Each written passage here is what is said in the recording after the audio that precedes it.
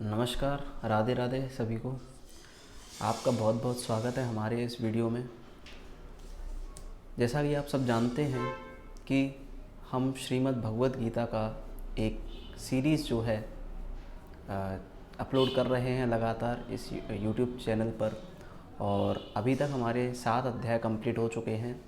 आज हम 8वां अध्याय कवर करने वाले हैं श्रीमद् भगवत गीता का, जो कि हमारा है अक्षर ब्रह्म योग। पिछले 7 अध्याय में हमने जाना कि किस तरीके से आप कृष्ण भावना भावित कर्म कर सकते हैं या भगवत भावना भावित कर्म कर सकते हैं, और किस तरीके से योग के माध्यम से आप भगवान तक पहुंच सकते हैं। आज हम स्टार्ट करने वाले हैं 8वां अध्याय भगवत गीता का, जिसको हम अक्षर ब्रह्म योग तो इसका नाम है ही, लेकिन बहुत सी जगह इसका नाम भगवत प्राप्ति भी है। तो चलिए स्टार्ट करते हैं। ये जो अध्याय है वो स्टार्ट होता है अर्जुन के प्रश्न पूछने से। अर्जुन भगवान से प्रश्न करते हैं क्योंकि अर्जुन को लगातार बहुत सारे कन्फ्यूज़न थे, और वो अपने उन कन्फ्यूज़न्स को दूर करने के लिए हर एक अध्याय में भगवान से लगातार क्वेश्चनिंग करते जा रहे हैं, और भगवान उनके क्वेश्चंस का आंसर देते जा रहे हैं। तो अब फिर से अर्जुन के मन में एक और प्रश्न उठा, और अर्जुन यहाँ पर पूछते हैं कि किम तद ब्रह्म किम अध्यात्मम किम कर्म पुरुषोत्तम अधिभूतम च किम प्रोक्तम अधिदैवम किम उच्यते। अर्जुन ने कहा, हे भगवान, हे पुरुषोत्तम, ब्रह्म क्या है, आत्मा क्या है, सकाम कर्म क्या है, यह भौतिक जगत क्या है, अथवा देवता क्या है, कृपा करके यह सब मुझे बताइए। अर्जुन ने यहाँ पर टोटल कितने प्रश्न पूछे हैं? आत्मा क्या है, ब्रह्म क्या है, सकाम कर्म क्या है, यह भौतिक जगत क्या है, देवता क्या है। ये 5 प्रश्न अर्जुन ने यहाँ पर पूछे हैं। तो एक एक करके भगवान इसका उत्तर देंगे। सबसे पहले बताएंगे ब्रह्म क्या है। इसीलिए इसका जो अध्याय का नाम है वो क्या है, अक्षर ब्रह्म योग, क्योंकि इसमें भगवान ब्रह्म के बारे में बताते हैं, भगवान के बारे में बताते हैं कि भगवान की डेफिनेशन देते हैं भगवान क्या है। आत्मा के विषय में भी बताते हैं, सकाम कर्म क्या होता है इसके विषय में भी बताते हैं। और सकाम कर्म में आपको पहले भी बता चुका हूँ कि सकाम कर्म का मतलब होता है जिसमें हम कोई एक रिज़ल्ट चाहते हैं, किसी कर्म को करने के बाद एक रिज़ल्ट चाहते हैं, उसको हम सकाम कर्म बोलते हैं। भौतिक जगत, ये जो मटेरियलिस्टिक जो दुनिया है, ये क्या है, और देवता क्या हैं, ये अर्जुन प्रश्न पूछते हैं। फिर आगे अर्जुन प्रश्न पूछते हैं, अधियज्ञः कथम को अत्र देहे अस्मिन् मधुसूदन प्रयाण काले च कथम ज्ञेयो असि नियतात्मभिः। अब अर्जुन दूसरा प्रश्न पूछ रहे हैं, हे मधुसूदन, यज्ञ का स्वामी कौन है, और वह शरीर में कैसे रहता है, और मृत्यु के समय भक्ति में लगे रहने वाले आपको कैसे जान पाते हैं। पिछले अध्याय में भगवान ने यज्ञ के विषय में वर्णन किया था कि सारे यज्ञ, जो लोग अपनी कामना पूर्ति के लिए अलग अलग देवताओं के लिए यज्ञ करते हैं, उसका एक भाग भगवान को भी जाता है। तो अल्टीमेट जो फल देते हैं वो कौन है, भगवान ही देने वाले हैं। तो भगवान ने कहा था कि तुम मुझे ही अपना सारे कर्म समर्पित करो।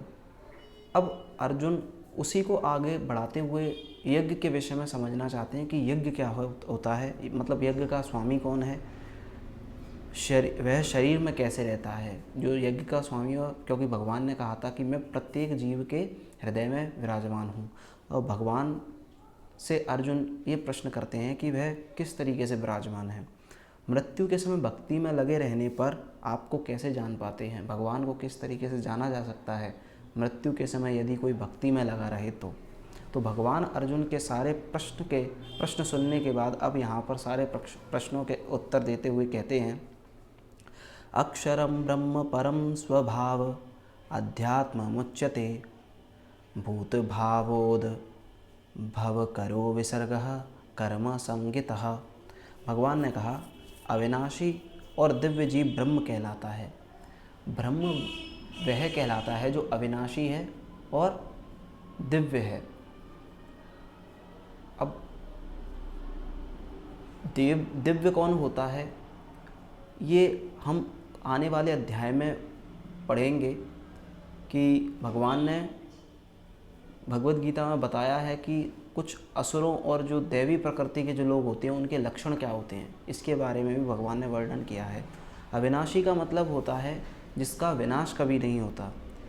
तो भगवान यहाँ पर कहते हैं अविनाशी और दिव्य जीव ब्रह्म कहलाता है, उसका नित्य स्वभाव अध्यात्म या आत्मा कहलाता है। उसका जो स्वभाव होता है, जो नेचर होता है, बेसिक नेचर उस जीव का, वो कैसा होता है, अध्यात्म या आत्मा कहलाता है। जीवों के भौतिक शरीर से संबंधित गतिविधि कर्म या सकाम कर्म कहलाती हैं। अब ये जो भौतिक शरीर, ये जो हमारा पांच भौतिक जो शरीर है, इससे हम जितने भी कर्म करते हैं, जो भी एक्टिविटीज़ करते हैं, वो सब क्या कहलाती हैं, सकाम कर्म कहलाती हैं। आगे भगवान कहते हैं अधिभूतम क्षरो भावः पुरुश्चाधि देवतम अधियज्ञो अहमेवात्र देहे देहभृताम वर। हे देहधारियों में श्रेष्ठ, निरंतर परिवर्तनशील यह भौतिक प्रकृति अधिभूत भौतिक अभिव्यक्ति कहलाती है। ये जो प्रकृति है वो क्या है, लगातार चेंज होती रहती है, निरंतर चेंज होती रहती है। अगर आप अपनी बॉडी को ही देखें तो बॉडी वो हमारी लगातार हर सेकंड में क्या हो रही है, चेंज हो रही है। तो ये जो प्रकृति है ये भी इसी तरीके से चेंज होती है।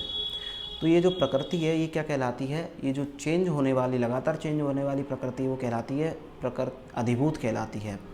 भगवान का विराट रूप जिसमें सूर्य तथा चंद्र जैसे समस्त देवता सम्मिलित हैं अधिदेव कहलाते हैं। और जो भगवान का जो विराट रूप है, जिसमें भगवान अभी वर्णन करेंगे, विराट रूप दिखाएंगे अर्जुन को, भगवद गीता में ही वर्णन आता है विराट रूप का। तो जो सभी चीज़ें, जितनी भी प्रकृति में जो एग्जिस्टेंस है जिन चीज़ों का, वो सब भगवान के विराट रूप में ही स्थित हैं। तो ये जो विराट रूप है, इसमें सूर्य चंद्र तारामंडल सब कुछ, हमारा जितना भी सोलर सिस्टम है वो सब भगवान के विराट रूप में है। और वो विराट रूप क्या कहलाता है, अधिदेव। तथा प्रत्येक देहधारी के हृदय में परमात्मा स्वरूप स्थित मैं परमेश्वर अधियज्ञ यज्ञ का स्वामी कहलाता हूँ। और भगवान जो कि हमारे या प्रत्येक जीव के हृदय में स्थित हैं, वो क्या कहलाते हैं, परमेश्वर कहलाते हैं या यज्ञ के स्वामी कहलाते हैं। परमेश्वर अधियज्ञ कहलाते हैं, यज्ञ के स्वामी कहलाते हैं। आगे भगवान कहते हैं अंतकाले च मामेव स्मरन् मुक्त्वा कलेवरम यह प्रयाति सा मद्भावम याति नास्त्यत्र संशयः। और जीवन के अंत में जो केवल मेरा स्मरण करते हुए शरीर का त्याग करता है, वह तुरंत मेरे स्वभाव को प्राप्त होता है, इसमें रंच मात्र भी संदेह नहीं है। अब भगवान यहाँ पर अर्जुन को सेटिस्फाई करते हुए कहते हैं, भरोसा दिलाते हुए कह रहे हैं कि जो व्यक्ति अंत समय में भगवान का स्मरण करता रहता है, भगवान की भक्ति करता रहता है, भगवान का चिंतन करता रहता है, वह भगवान के स्वभाव को ही प्राप्त होता है, मतलब भगवान में पूर्ण तरीके से लीन हो जाता है। इसमें कोई भी संदेह नहीं है, कोई भी डाउट नहीं है। यम यम वापि स्मरन् भावम त्यजन्त्यन्ते कलेवरम तम तमेवैति कौन्तेय सदा तद्भाव भावितः। हे कुंती पुत्र, शरीर त्यागते समय मनुष्य जिस जिस भाव का स्मरण करता है वह उस भाव को निश्चित रूप से प्राप्त होता है। अब यहाँ पर भगवान स्वयं कह रहे हैं कि मृत्यु के समय जो कुछ भी हम सोचते हैं, मृत्यु के पश्चात, शरीर त्यागने के पश्चात हम उसी स्वभाव को प्राप्त होते हैं। अब बहुत से जो लोग होते हैं वो ये कहते हैं, हमारे देखिए हमारे शास्त्रों में चार आश्रमों की कहा जाता है, चार आश्रमों में पालन करने की, कि सबसे पहला होता है ब्रह्मचर्य आश्रम, दूसरा होता है गृहस्थाश्रम, तीसरा होता है वानप्रस्थाश्रम और फोर्थ होता है वो है हमारा संन्यास आश्रम। तो जो लोग होते हैं वो ये सोचते हैं कि अभी तो हम गृहस्थाश्रम में हैं, तो हम जो है ठीक तरीके से मटेरियलिज्म की तरफ हमको भागना चाहिए और ज़्यादा से ज़्यादा धन एकत्रित करके, ज़्यादा से ज़्यादा पैसा कमा करके क्या करना चाहिए, एन्जॉयमेंट करना चाहिए। ये जो भक्ति वगैरह है, ये सब क्या है, संन्यास आश्रम में हम कर सकते हैं। तो देखिए, भगवान यहाँ पर खुद कह रहे हैं कि जैसे आप संन्यास आश्रम में भक्ति कर सकते हैं, नो डाउट, लेकिन यदि आपको क्या लगता है कि आप मतलब इतने मटेरियलिज्म की चीज़ों को एंजॉय करने के बाद उस उम्र में जहाँ पर हमारी जो थ्रेशोल्ड होती है उस पर हम नहीं रहते, आपको लगता है कि आप भगवान की भक्ति कर सकते हैं? इसीलिए यदि आपको भगवान को अगर भोग अर्पित करना ही है तो बासा भोग अर्पित क्यों कर रहे हैं, ताज़ा भोग अर्पित कीजिए। तो अभी आप यदि यूथ हैं, आप गृहस्थ आश्रम में है या ब्रह्मचर्य आश्रम में, तो अभी से आपको क्या करना चाहिए, भगवान की भक्ति करनी चाहिए, क्योंकि अभी आप क्या हैं, ताज़े फल हैं। और जब आप अभी से प्रैक्टिस करेंगे तब जाके आप अपने आप पर भरोसा कर सकते हैं कि आप क्या कर सकते हैं, अंत समय में भगवान का चिंतन कर सकते हैं। नहीं तो मृत्यु इतनी भयावह होती है कि आपको अपने आप पर तनिक भी विश्वास ये नहीं करना चाहिए कि आप अंत समय में भगवान को याद कर पाएंगे या नहीं। और यदि आपने कुछ और याद किया तो उसी के स्वभाव को आप प्राप्त होंगे। तो इसीलिए हमें ये चीज़ों से डरते रहना चाहिए हमेशा कि भगवान बस इतनी कृपा कीजिए कि मैं क्या कर सकूं, अंत समय में आपको याद रख सकूं। तस्मात् सर्वेषु कालेषु मामनुस्मर युध्य च मय्यर्पित मनोबुद्धिर मामे वैश्यस्य संशयः। अतएव हे अर्जुन, तुम्हें सदैव कृष्ण रूप में मेरा चिंतन करना चाहिए और साथ ही युद्ध करने के कर्तव्य को भी पूरा करना चाहिए। अब देखिए, जैसा कि मैंने आपसे कहा कि हमारे यहाँ पर 4 आश्रम हैं और हम शुरुआत के आश्रमों में, जैसे गृहस्थ आश्रम में, उसमें हम मटेरियलिज्म की तरफ बढ़ते हैं और बढ़ना भी चाहिए हमें थोड़ा सा, क्योंकि हमें जीवन यापन करना है। तो हमें क्या करना चाहिए, अगर हमें सरवाइव करना है तो हमें पैसे भी कमाने चाहिए, नो डाउट। लेकिन भगवान यहाँ पर कह रहे हैं कि आप पैसे कमाइए, आप क्या करिए, आप अपने जो भी जीवन के लिए जो ज़रूरी वस्तुएं हैं उनको एकत्रित कीजिए, लेकिन साथ में भक्ति करते हुए जब आप करेंगे तो आप निश्चित रूप से भगवान को प्राप्त होंगे। भगवान ने ऐसा कभी नहीं कहा है कि आप सब कुछ छोड़ करके क्या करिए, सिर्फ भगवान की भक्ति में लग जाइए। तभी भगवान कह रहे हैं अर्जुन से कि तुम क्या करो, कृष्ण रूप में सदैव मेरा चिंतन करते रहो और क्या करो, युद्ध भी करो। दोनों बातें कह रहे हैं भगवान यहाँ पर। अपने कर्मों को मुझे समर्पित करके तथा अपने मन एवं बुद्धि को मुझ में स्थिर करके तुम निश्चित रूप से मुझे प्राप्त कर सकोगे। और जब तुम ऐसा करोगे, जब तुम अपने कर्मों को मुझे समर्पित करोगे। अब जैसे बहुत से लोगों को डाउट हो सकता है कि यार स्टूडेंट्स हैं, जैसे वो पढ़ रहे हैं, अब वो सोचते हैं कि यार मैं भगवान की भक्ति कैसे कर सकता हूँ पढ़ते समय, क्योंकि मुझे बुद्धि तो उसमें लगानी पड़ेगी। तो जब जैसे आप पढ़ रहे हैं और आप पढ़ते समय आप मतलब भगवान की भक्ति नहीं कर सकते, आप नाम जप नहीं कर सकते, ऐसा तो नहीं है आप अगरबत्ती घुमाएंगे पढ़ते समय। तो आपको क्या करना है, जो भी आपने पढ़ा, क्योंकि वो पढ़ना भी एक, अध्ययन करना भी एक कर्म है, स्टडी करना भी एक कर्म है, तो आप उस कर्म को क्या कर सकते हैं, करने के बाद भगवान को समर्पित कर सकते हैं। तो वो भी आपकी एक पूजा ही मानी जाएगी, वो भी आपके भक्ति में ही आता है। इससे और मन और बुद्धि को भगवान में स्थिर करके निश्चित रूप से भगवान को प्राप्त कर सकते हैं। अभ्यास योग युक्तेन चेतसा नान्यगामिना परमं पुरुषं दिव्यं याति पार्थानुचिंतयन्। हे पार्थ, जो व्यक्ति मेरा स्मरण करने में अपना मन निरंतर लगाए रखकर अविचलित भाव से भगवान के रूप में मेरा ध्यान करता है, वह मुझको अवश्य ही प्राप्त होता है। भगवान यहाँ पर विश्वास दिलाते हुए अर्जुन को कह रहे हैं कि जो भगवान का स्मरण करने में अपना मन निरंतर लगाए रखता है, मतलब अपने मन को लगातार भगवान में लगाए रखता है अविचलित भाव से, यानी कि चंचल स्वभाव से नहीं, लगातार भगवान में स्थिर रहता है जिसका मन, वो क्या करता है, भगवान को अवश्य ही प्राप्त होता है। कविं पुराण मनुषासीतार मनोरणीयान समनुमरेद्य सर्वस्य धाता रमाचिन्त्य रूपमादित्यवर्णं तमसः परस्तात्। मनुष्य को चाहिए कि परम पुरुष का ध्यान सर्वज्ञ, पुरातन, नियंता, लघुतम से भी लघुतम, प्रत्येक का पालन करता, समस्त भौतिक बुद्धि से परे, अचिंत्य तथा नित्य पुरुष के रूप में करे। मनुष्य को भगवान का ध्यान किस रूप में करना चाहिए? सर्वज्ञ, जो कि सब कुछ जानते हैं, सब कुछ जानने वाले को सर्वज्ञ कहा जाता है। पुरातन, जो सबसे पुराने हैं। नियंता, लघुतम से भी लघुत्तर, मतलब छोटे से छोटे, प्रत्येक का पालन करता, सभी के पालन करता है। सभी को पालने वाले कौन है? भगवान ही हैं। समस्त भौतिक बुद्धि से परे, जितनी भी सबकी बुद्धि है उनसे परे हैं भगवान। अचिंत्य तथा नित्य नित्य पुरुष के रूप में करना चाहिए, जो हमेशा एग्जिस्ट करते हैं। ऐसे पुरुष के रूप में हमें क्या करना चाहिए? भगवान का चिंतन करना चाहिए। वे सूर्य की भांति तेजवान हैं और इस भौतिक प्रकृति से परे दिव्य रूप हैं। भगवान कहते हैं अपने आप को कि मैं कौन हूँ? सूर्य से भी परे हूँ, सूर्य से भी तेजवान हूँ और इस भौतिक प्रकृति से परे हैं। ये जो आपको मटेरियल जो दुनिया दिख रही है, मटेरियलिस्टिक जो दुनिया है, उससे भी परे भगवान है और दिव्य रूप है।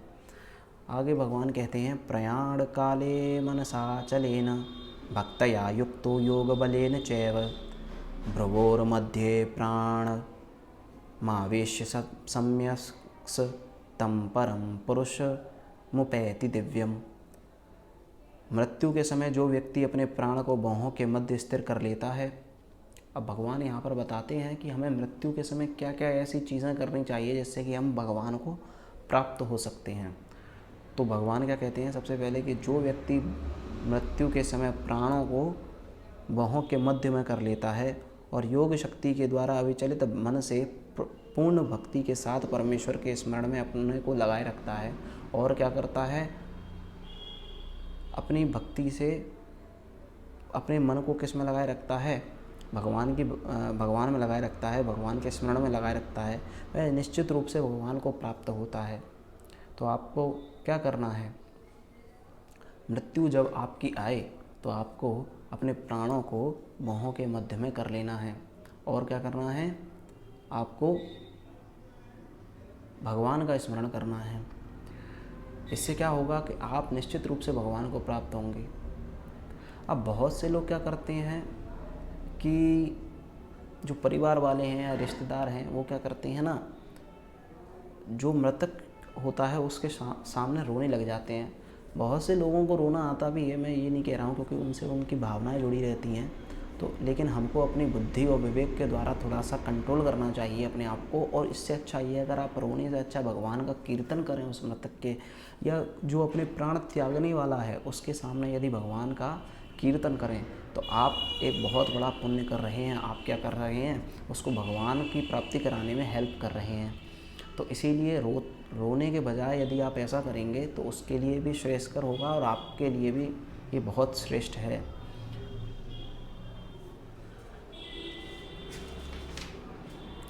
यदक्षरं वेदविदो वदन्ति विशन्ति यद्यतयो वीतरागाः यदिच्छन्तो ब्रह्मचर्यं चरन्ति तत्ते पदं संग्रहेण प्रवक्ष्ये। जो वेदों के ज्ञाता हैं, जो ओंकार का उच्चारण करते हैं, जो सन्यास आश्रम के बड़े बड़े मुनि हैं, वे ब्रह्म में प्रवेश करते हैं। भगवान यहाँ पर कहते हैं कि जो वेदों के ज्ञाता होते हैं, जो ओंकार का उच्चारण करते हैं, जो सन्यास आश्रम के बड़े बड़े मुनि हैं, वो क्या हैं? ब्रह्म में प्रवेश करते हैं। ऐसी सिद्धि की इच्छा करने वाले ब्रह्मचर्य व्रत का अभ्यास करते हैं। और जो व्यक्ति ऐसी सिद्धि पाना चाहता है वो क्या करता है? उसको ब्रह्मचर्य व्रत का पालन करना चाहिए। अब ब्रह्मचर्य का जो शाब्दिक, देखिए बहुत से लोग क्या है ना, ब्रह्मचर्य को सिर्फ जनेंद्रियों से रिलेट कर लेते हैं कि भाई हमको क्या करना है, अपने जो सीमन है, जो वीर्य है, उसको क्या करना है, बाहर नहीं निकलने देना है। लेकिन ऐसा नहीं है। ब्रह्मचर्य जो उसका शाब्दिक अर्थ होता है, ब्रह्म का मतलब होता है भगवान, चर्य का मतलब होता है रास्ता, या ब्रह्म का मतलब सत्य भी होता है। तो सत्य के रास्ते पर हमें चलना है। और ब्रह्मचर्य केवल हमारा जनेंद्रिय का नहीं होता, हम ब्रह्मचर्य अपितु सभी इंद्रियों का होता है। हम अच्छे से अच्छा बोलें, अच्छे से अच्छा भोजन करें, अच्छे का मतलब सात्विक भोजन करें और कम आहार करें। ऐसा नहीं कि आंतों से भी ऊपर हमने जो है ज़्यादा आहार ले लिया। आँखों का ब्रह्मचर्य बहुत ज़्यादा महत्वपूर्ण होता है। हम आँखों से ऐसी बातें ना देखें, ऐसी चीज़ें ना देखें जो कि हमारे ब्रह्मचर्य में हानि कर सकती हैं। ऐसे कानों से चीज़ें ना सुनें जो कि किसी की निंदा स्तुति हम ना सुनें जो कि हमारे भजन में विक्षेप डाल सकती हैं। ऐसी वाणी ना बोलें जो कि ऐसे कटु वचन ना बोलें जो कि हमारी वाणी को अशुद्ध करते हों। इसीलिए आपको सभी इंद्रियों का ब्रह्मचर्य रहना चाहिए। तो ऐसे लोग जो ऐसी सिद्धि की इच्छा करते हैं वो क्या करते हैं, ब्रह्मचर्य व्रत का पालन करते हैं। अब मैं तुम्हें वह विधि बताऊंगा जिससे कोई भी व्यक्ति मुक्ति लाभ कर सकता है। अब भगवान वो विधि बताने जा रहे हैं जैसे कोई भी व्यक्ति, ये तो हो गए जो स्पेशल व्यक्ति हैं, जो ब्रह्मचर्य का पालन करते हैं, जो अपनी इंद्रियों को कंट्रोल में रखते हैं, जो ओमकार का जप करते हैं। हर कोई व्यक्ति तो नहीं करता, लेकिन भगवान, आप देखिए गीता में अब तक हमने 7 अध्याय पढ़ चुके हैं और 7वें से हम 8वें पर आ गए हैं। भगवान ने हर एक अध्याय में जो अर्जुन प्रश्न पूछते हैं और फिर भगवान उत्तर देते हैं और अर्जुन ये कहते हैं कि नहीं ये तो मेरे से नहीं होगा, तो भगवान क्या करते हैं, उस विधि को और सरल से सरल करते जाते हैं। भगवान का भी खुद, भगवान की यही इच्छा है कि आप कैसे ना कैसे भी क्या हो, मेरे को प्राप्त हो, क्योंकि भगवान के अंश हैं हम और भगवान खुद हमको अपने में लीन करना चाहते हैं, क्योंकि हम भगवान के ही तो बच्चे हैं। तो भगवान अब विधि बताने जा रहे हैं, ध्यान से सुनिएगा। सर्वद्वाराणि संयम्य मनोहृदि निरुध्य च मूर्धन्याधायात्मनः प्राणमास्थितो योग धारणाम। समस्त इंद्रिय क्रियाओं से व्यक्ति को योग की स्थिति कहा जाता है। जो समस्त इंद्रिय की क्रियाओं से व्यक्ति कर लेता है ना, मतलब कार्य तो करता है, लेकिन अब ऐसा नहीं है कि सारे कार्य को त्याग दे, सभी इंद्रियों से कार्य ही ना करे कि नहीं मैं कुछ उठाऊंगा नहीं हाथ से, मैं कुछ खाऊंगा नहीं, मैं कुछ देखूंगा नहीं, मैं कुछ सुनूंगा नहीं। सब कुछ देखते, खाते, करते, बैठते, उठते, करते हुए भी ना करना सब कुछ, इसको कहते हैं इंद्रियों से अपनी विरक्ति हो जाना। मतलब आप कर तो रहे हैं, लेकिन जो कर रहे हैं वो सब क्या कर रहे हैं, अपने आप को निमित्त मानकर, अपने आप को कर्ता भाव मानकर नहीं, अपने आप को निमित्त मानकर और ये सोचते हुए कि भगवान की हम सेवा कर रहे हैं और अपने कर्मों को या अपने कर्म फलों को भगवान को अर्पित करते जा रहे हैं। तो ऐसे व्यक्ति को क्या कहा जाता है, योग धारणा में स्थित कहा जाता है। इंद्रियों के समस्त द्वारों को बंद करके तथा मन को हृदय में और प्राणवायु को सिर पर केंद्रित करके मनुष्य अपने को योग में स्थापित करता है। अब भगवान क्या बता रहे हैं, योग में स्थापित कैसे मनुष्य अपने आप को करता है, समस्त इंद्रिय द्वारों को बंद करके। समस्त इंद्रिय द्वारों को बंद करने का मतलब अपने आप को संकुचित करके, मतलब बाहरी दुनिया से थोड़ा सा अफेक्ट ना होना। ये नहीं कि सब कुछ बंद कर लेना कि भाई मैं नाक से सूंघूंगा नहीं, कानों से सुनूंगा नहीं। मतलब हमें सब कुछ करना है, लेकिन थोड़ा सा जो हमारे मतलब की चीज़ें हैं उनको करना है, उनको ग्रहण करना है, बाकी सबको त्याग देना है। तो भगवान यहाँ पर ये कहते हैं कि जो ऐसा करता है वो क्या होता है, और अपने प्राण वायु को सिर पर केंद्रित करके मनुष्य अपने को योग में स्थापित करता है। ओम इत्येकाक्षरं ब्रह्म व्याहरन् मामनुस्मरन् यः प्रयाति त्यजन् देहं सा याति परमां गतिम्। अब भगवान यहाँ पर कहते हैं इस योगाभ्यास में स्थित होकर तथा अक्षरों के परम संयोग यानी ओमकार का उच्चारण करते हुए जो इस योगाभ्यास को करता रहता है, स्थित होता है इसमें, और तथा अक्षरों के परम संयोग यानी ओमकार का उच्चारण करते हुए यदि कोई भगवान का चिंतन करता है और अपने शरीर का त्याग करता है, वह निश्चित रूप से आध्यात्मिक लोकों में को जाता है। ऐसा जो करता है, जो कि भगवान में स्थिर होता है और ओमकार का उच्चारण करते हुए भगवान का नाम जप करता है, भगवान में चित्त जोड़े रखता है, वह आध्यात्मिक लोगों को निश्चित रूप से प्राप्त होता है। अनन्यचेताः सततं यो मां स्मरति नित्यशः तस्याहं सुलभः पार्थ नित्ययुक्तस्य योगिनः। हे अर्जुन, जो अनन्य भाव से निरंतर मेरा स्मरण करता है उसके लिए मैं सुलभ हूँ, क्योंकि वह मेरी भक्ति में प्रवृत्त रहता है। अब भगवान यहाँ पर कहते हैं कि जो व्यक्ति सभी के सभी के अंदर मेरा ही दर्शन करता है, उसके और मेरा ही निरंतर स्मरण करता है, उसके लिए मैं बहुत सुलभ हूँ। सुलभ यानी कि क्या कहते हैं, जल्दी से मिल जाता हूँ, आसान हूँ उसको मिलना, और मेरी भक्ति में प्रवृत्त रहता है। और ऐसा व्यक्ति क्या होता है, मेरी भक्ति में वो प्रवृत्त रहता है, इसलिए मैं उसके लिए सुलभ रहता हूँ। मामुपात्येय पुनर्जन्म दुःखालयम शाश्वतम् नाप्नुवन्ति महात्मानः संसिद्धिं परमां गताः। मुझे प्राप्त करके महापुरुष जो भक्ति योगी हैं कभी भी दुखों से पूर्ण इस अनित्य जगत में नहीं लौटते, क्योंकि उन्हें परम सिद्धि प्राप्त हो चुकी होती है। अब भगवान इस लोक को क्या बता रहे हैं, दुखों से पूर्ण बता रहे हैं, क्योंकि ये क्या है, दुखालयम शाश्वतम, दुखों से परिपूर्ण है ये लोक। तो ऐसा कोई व्यक्ति नहीं है जिसके जीवन में यहाँ पर दुख नहीं आए हों। आप देख लीजिए, आप भगवानों को देख लीजिए, भगवान जितने भी अवतार लेकर हुए हैं इस धरा पर, उनके जीवन में सभी के में क्या आ रहा है, दुख ही दुख आ रहा है। भगवान कृष्ण का जो अवतार है वो कहाँ पर अवतरित हुए हैं, जेल में, कारागार में, जहाँ पर कंस के बड़े भयानक सिपाही हैं। और भगवान राम, आप देख लीजिए, रात में संदेश आया कि क्या कहते हैं उसको, कि आपका राज्याभिषेक होगा, और थोड़ी ही देर बाद फिर संदेश आता है कि आपको 14 वर्ष का वनवास दे दिया गया। और 14 वर्ष के वनवास में भी उनको अभी शांति नहीं मिली, हालांकि क्योंकि वो भगवान थे तो वो तो शांति के प्रतीक ही हैं, लेकिन फिर भी उन्होंने बहुत सारी असुरों का वध किया। तो यहाँ पर दुख तो सभी को झेलने पड़ते हैं, लेकिन दुखों को हम किस तरीके से अपने आप से दूर रख सकते हैं, उनसे अफेक्ट नहीं हो सकते, वो है केवल भक्ति मात्र। अगर हम भक्ति में निरंतर लगे हैं, भगवान के नाम जप में निरंतर लगे हैं, तो हम एक ऐसी भक्ति में लगे रहने का ही एकमात्र ऐसा उपाय है जिससे हम क्या कर सकते हैं, अपने दुखों से दूर रह सकते हैं।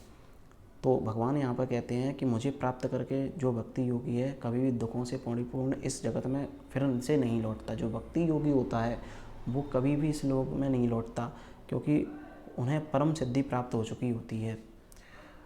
अब भगवान आगे कहते हैं, आ ब्रह्म भुवनाल्लोकाः पुनरावर्तिनो अर्जुन मामुपेत्य तु कौन्तेय पुनर्जन्म न विद्यते। इस जगत में सर्वोच्च लोक से लेकर निम्नतम सारे लोक दुखों के घर हैं।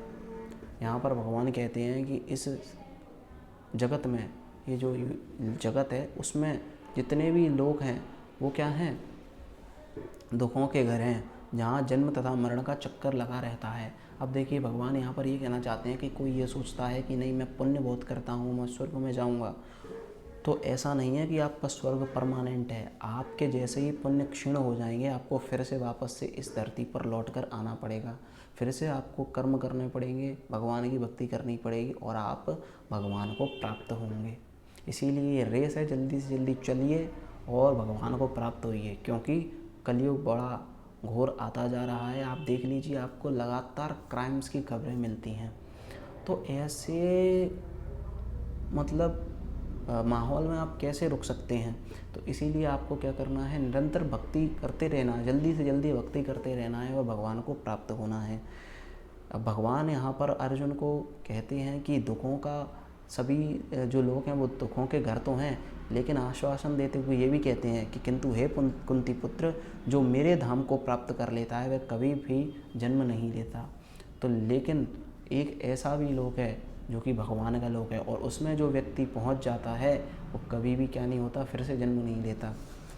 सहस्त्रयुग पर्यंत्य महर यद ब्रह्मणो विदुः रात्रिम युग सहस्त्रांताम ते अहोरात्र विदो जनाः। मानवीय गणना के अनुसार 1000 युग मिलकर ब्रह्मा का एक दिन बनता है। जो हमारे जो दिन है ना, उसमें जो 1000 युग जो हैं वो ब्रह्मा का एक दिन कहलाता है, और इतनी ही बड़ी ब्रह्मा की रात्रि भी होती है। अब भगवान टाइम के बारे में बता रहे हैं। भगवान ये कहते हैं कि अर्जुन, जो मानवीय गणना के अनुसार जो यहाँ का जो सहस्त्रों जो युग है ना, वो क्या है, भगवान के जो ब्रह्म के जो एक दिन के बराबर हैं। और आपको ये जानकर आश्चर्य होगा कि एक युग में 4,32,000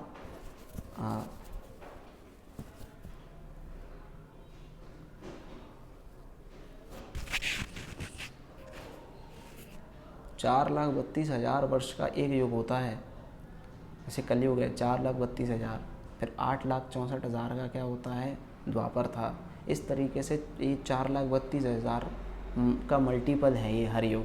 तो इस तरीके से क्या होता है, ये जो युग को डिफाइन किया गया है। अव्यक्त्याद्वयद्व्यक्तः सर्वाः प्रभवन्त्य हरागमे रात्रयागमे प्रलीयन्ते तत्रैवाव्यक्त संज्ञके। ब्रह्मा के दिन के शुभारंभ में सारे जीव अव्यक्त अवस्था में व्यक्त होते हैं। मतलब यहाँ पर क्या कहते हैं भगवान कि जब ब्रह्मा का दिन होता है ना, तो सारे जीव क्या है, अव्यक्त अवस्था में व्यक्त हो जाते हैं। मतलब अभी जो सृष्टि चल रही है वो आप ये समझ के चलिए कि ब्रह्मा का अभी दिन चल रहा है, और फिर जब रात्रि आती है तो पुनः अव्यक्त में विलीन हो जाते हैं। और फिर जब रात्रि आएगी तो फिर से हम, जब प्रलय वगैरह आती है, आपने सुना होगा प्रलय के बारे में, तो जब रात्रि फिर से आती है तो क्या होता है, हम फिर से ब्रह्मा में लीन हो जाते हैं। भूतग्रामः स एवायं भूत्वा भूत्वा प्रलीयते रात्रयाग में अवशः पार्थ प्रभवत्य हरागमे। जब जब ब्रह्मा का दिन आता है तो सारे जीव प्रकट होते हैं और ब्रह्मा की रात्रि होते ही वे असहायवत विलीन हो जाते हैं।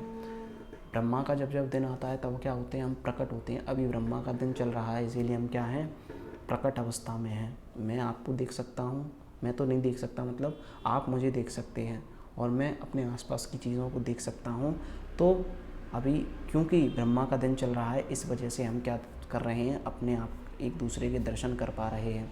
तो एक दूसरे के दर्शन करने ही क्यों है, हमको जो अल्टीमेट गोल है वो हमारा क्या होना चाहिए, हमको ये बहुत अच्छा अवसर प्राप्त है कि ब्रह्मा का दिन चल रहा है तो हमें भगवान का दर्शन करते रहना चाहिए निरंतर, चाहे खुली आँखों से चाहे बंद आँखों से।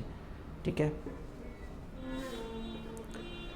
परस्तस्मात्तु भावो अन्यो अव्यक्तो अव्यक्तात् सनातनः यः स सर्वेषु भूतेषु नश्यत्सु न विनश्यति।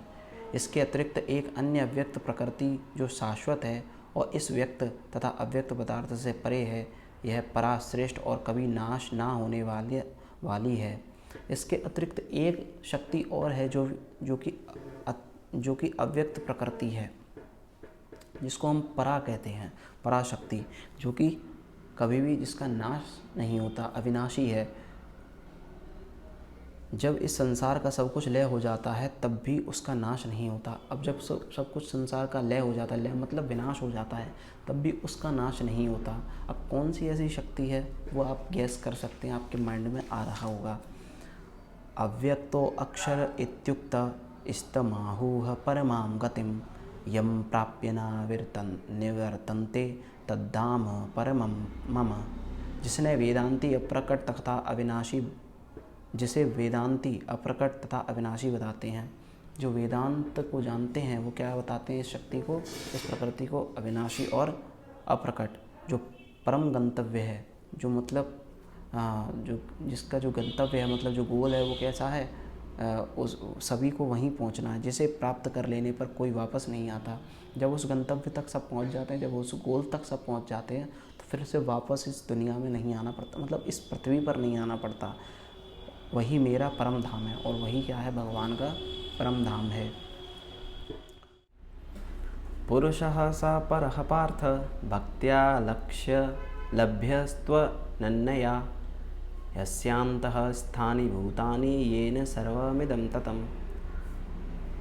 भगवान जो सबसे महान है, अनन्य भक्ति द्वारा ही प्राप्त किए जा सकते हैं।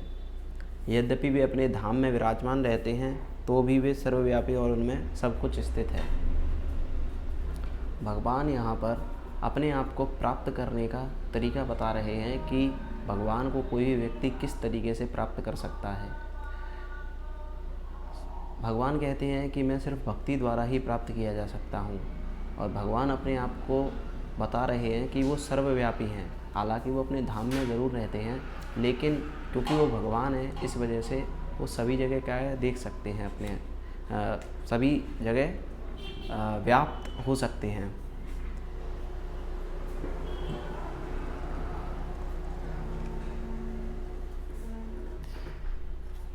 ए लाले वे अब जे मैं दोबारा से जे श्लोक बोल रहा हूँ शुरुआत से काट दियो भाई नौटंकी करती थी ना गेट बोल देता हूँ पीछे देख लो मैंने खुआ है वो। चल अब ठीक है देख, ठीक है मतलब देख मत मतलब गेट वेट मत खोलिए, अगर तो ऊपर जाना ऊपर चला जाए, बैठना जाए बैठ जाए, ठीक है। पुरुषः स परः पार्थ भक्त्या लभ्यस्त्वनन्यया यस्यान्तः स्थानि भूतानि येन सर्वमिदं ततम्। भगवान इस श्लोक में कहना चाहते हैं कि वो भक्ति द्वारा ही प्राप्त किए जा सकते हैं। भगवान अपने आप को प्राप्त करने की विधि बता रहे हैं कि कोई भी व्यक्ति किस तरीके से भगवान को प्राप्त कर सकता है, और उसका तरीका है भक्ति। अब फिर आगे भगवान यहाँ पर ये कहते हैं कि वो सर्वव्यापी हैं। हालांकि वो रहते अपने निज धाम में हैं, लेकिन फिर भी क्योंकि वो भगवान हैं और इस वजह से वो सर्वव्यापी हैं, उनमें ही सब कुछ स्थित है। यत्र काले त्वनावृत्ति मावृत्तिं चैव योगिनः प्रयाता यान्ति तं कालं वक्ष्यामि भरतर्षभ। हे भरतश्रेष्ठ, अब मैं तुम्हें उन विभिन्न कालों को बताऊंगा जिनमें इस संसार से प्रयाण करने के बाद योगी पुनः आता है अथवा नहीं आता। अब भगवान उन कालों को बताने जा रहे हैं जिनमें इस संसार से जाने के बाद योगी पुनः आता है या नहीं आता, उन दोनों रास्तों को बता रहे हैं। अग्निर्ज्योतिरः शुक्लः षण्मासा उत्तरायणं तत्र प्रयाता गच्छन्ति ब्रह्म विदो जनः। जो पर ब्रह्म के ज्ञाता हैं वे अग्निदेव के प्रभाव में, प्रकाश में, दिन के शुभ क्षण में, शुक्ल पक्ष में या जब सूर्य उत्तरायण में रहता है, उन 6 मासों में इस संसार से शरीर त्यागने पर उस परब्रह्म को प्राप्त होते हैं। भगवान यहाँ पर कहते हैं कि ये जो 6 माह हैं, जिसमें भगवान ने एक स्पेसिफिक टाइम बताया है, जैसे परब्रह्म के ज्ञाता जो हैं वो अग्नि के प्रभाव में, आकाश में, दिन के शुभ क्षण में, शुक्ल पक्ष में या जब सूर्य उत्तरायण की तरफ होता है, जब हम शरीर त्यागते हैं तो हम भगवान के धाम को जाते हैं। आपने यदि महाभारत में सुना हुआ है कि जो भीष्म पितामह थे उनको बाणों की शैया पर लेटना पड़ा था और कई महीनों तक वो जीवित रहे थे बाणों की शैया पर, क्योंकि उनको इच्छा मृत्यु का वरदान प्राप्त था। अब ऐसा क्यों हुआ कि उन्होंने कुछ समय बाद अपने प्राण या शरीर को त्यागा? वो ऐसा इसीलिए क्योंकि वो एक महापुरुष थे और वो जानते थे कि किस समय प्राण त्यागना या इस शरीर को त्यागना श्रेयस्कर होगा। तो जब उत्तरायण आया, मतलब जिसको हम संक्रांति कहते हैं, जब उत्तर दिशा की ओर सूर्य अग्रसर होते हैं, उस समय प्राण उन्होंने त्यागे, जिससे कि वो परब्रह्म को प्राप्त हुए। आगे भगवान कहते हैं धूमो रात्रिस्तथा कृष्ण क्षणमासा दक्षिणायनम तत्र चांद्रमसं ज्योतिर्योगी प्राप्य निवर्तते। जो योगी धुएं रात्रि कृष्ण पक्ष में या सूर्य के दक्षिणायन में रहने के 6 महीनों में दिवंगत होता है, वह चंद्रलोक को जाता है और किंतु वहाँ से पुनः पृथ्वी पर चला आता है। अब भगवान दूसरा जो 6 महीने बता रहे हैं उसमें कह रहे हैं कि जो व्यक्ति इसमें समय त्यागता है, इन 6 महीनों के समय में जो शरीर त्यागता है, वो चंद्रलोक को जाता है और चंद्रलोक से पुनः उसको पृथ्वी पर आना होता है। लेकिन जो भगवान का भक्त होता है वो कभी भी किसी समय की इच्छा नहीं करता या कामना नहीं करता कि उसको इसी समय प्राण त्यागने हैं या शरीर त्यागना है। वो सिर्फ भगवान का चिंतन करता है अपने अंत समय में, और उसे कोई ऐसा कोई मतलब नहीं होता कि इसी समय स्पेसिफिक टाइम में मुझे शरीर त्यागना है, क्योंकि वो ये सोचता है कि सब कुछ जो हो रहा है वो मेरे हाथ में नहीं है या मेरे अधिकार में नहीं है। जो जितनी सांसें मिली हैं उस हिसाब से वो अपने शरीर को त्यागता है। शुक्ल कृष्णे गति है हुए ते जगतः शाश्वते मते एकया यात्यनावृत्ति मन्या वर्तते पुनः। वैदिक मतानुसार इस संसार से प्रयाण करने के 2 मार्ग हैं। अब ये जो मार्ग बताए गए हैं वो वैदिक मार्ग के हिसाब से, मतलब वेदों के हिसाब से बताए गए हैं। एक प्रकाश का तथा दूसरा अंधकार का। जब मनुष्य प्रकाश के मार्ग से जाता है तो वह वापस नहीं आता, किंतु अंधकार के मार्ग से जाने वाला पुनः लौटकर आता है। प्रकाश का मार्ग जो पहले श्लोक में बताया था भगवान ने, शुक्ल पक्ष में जो प्राण त्यागता है या जब सूर्य उत्तरायण की दिशा में होते हैं तब। और अंधकार का मार्ग मतलब रात्रि में, कृष्ण पक्ष में, या फिर जब सूर्य दक्षिणायन की तरफ होते हैं। नैते श्रुति पार्थ जानन्य योगी मुह्यति कश्चन तस्मात् सर्वेषु कालेषु योग युक्तो भवार्जुन। हे अर्जुन, यद्यपि भक्तगण इन दोनों मार्गों को नहीं जानते हैं किंतु वे मोहग्रस्त नहीं होते।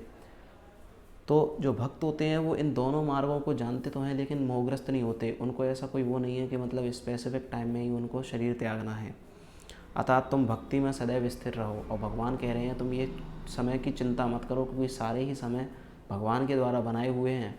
इसीलिए तुम्हें क्या करना चाहिए, सिर्फ भक्ति में स्थिर रहना चाहिए, मेरी भक्ति करनी चाहिए। वेदेषु यज्ञेषु तपःसु चैव दानेषु यत् पुण्यफलं प्रदिष्टं यत् अत्येति तत् सर्वमिदं विदित्वा योगी परम स्थानमुपैति चाद्यम। जो व्यक्ति भक्ति मार्ग स्वीकार करता है वह वेदाध्ययन, तपस्या, दान, दार्शनिक तथा सकाम कर्म करने से प्राप्त होने वाले फलों से वंचित नहीं होता। वह मात्र भक्ति संपन्न करके इन समस्त फलों की प्राप्ति करता है और अंत में परम नित्य धाम को प्राप्त होता है। अब भगवान यहाँ पर कह रहे हैं कि जो व्यक्ति ऐसा करता है, जो कि मतलब भक्ति स्वीकार करता है, भक्ति मार्ग को स्वीकार करता है, तो वो सिर्फ अपनी भक्ति संपन्न करता है, उसे और किसी चीज़ से ज़्यादा कोई मोह नहीं होता। और जो फल वेद अध्ययन से मिलता है, तपस्या से मिलता है, दान से मिलता है, दार्शनिक अध्ययन से मिलता है, दार्शनिक काम या सकाम कर्म से मिलता है, वो भक्ति करते करते स्वतः ही उस भक्त को प्राप्त हो जाते हैं और वह अंत समय में भक्ति संपन्न करके परम नित्य धाम, भगवान के धाम को जाता है और उसमें प्रवेश करता है। और फिर उसका जन्म और जो मृत्यु का जो चक्र है, जो बर्थ एंड डेथ की साइकिल है, उससे वो ऊपर उठ जाता है और उसका फिर से कोई जन्म नहीं होता। तो इसी के साथ हमारा ये अध्याय संपन्न हुआ। आई होप आपको समझ में आया होगा। आगे ही ऐसे भगवत गीता को समझने के लिए जुड़े रहिए हमारी इस सीरीज़ से और मिलते हैं नेक्स्ट वीडियो में। तब तक के लिए खुश रहिए, स्वस्थ रहिए, मस्त रहिए। Thank you so much. Radhe Radhe.